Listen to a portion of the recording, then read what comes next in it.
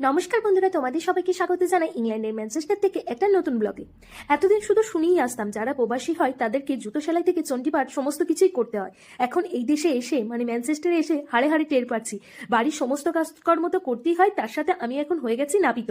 জুতো সেলাইটা আপাতত এখনো করিনি, আর পুজো পাঠ তো করেই থাকি, তাহলে বলা যায় চণ্ডীপাঠটা করি, কিন্তু জুতো সেলাইটা এখনো পর্যন্ত করতে লাগেনি। হ্যাঁ, ভবিষ্যতে লাগলে হয়তো জুতো সেলাইটাও নিজের করে পড়তে হতে পারে।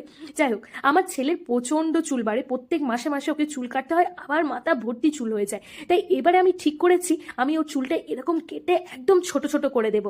আর জানো তো, ওইখানে আমাদের ওয়েদার অনেকটা ঠান্ডা, আর ঘরের মধ্যে রুম হিটার চলে, আর রাত্রে আমার ছেলে পুরো ঘেমে টেমে যা তা হয়ে যায়, মাথার চুলটা বিশেষ করে বেশি ঘামে, আর চুলটা ভিজে ডবডবে হয়ে যায়। তাই ওর চুলটা কেটে দেখো একদম ছোট ছোট করে দিয়েছি। আর তিয়াসের চুল আমি অনেকবারই কেটেছি, ছোটবেলা থেকে অনেকবারই কেটেছি, তাই ওর চুল কাটা একটা আমার অভ্যাস হয়ে আছে। সঙ্গীতও বলো ওর যখন চুল কাটলে তাহলে আমার চুলটাও ছোট করে দাও, তাই সঙ্গীতেও চুলটাও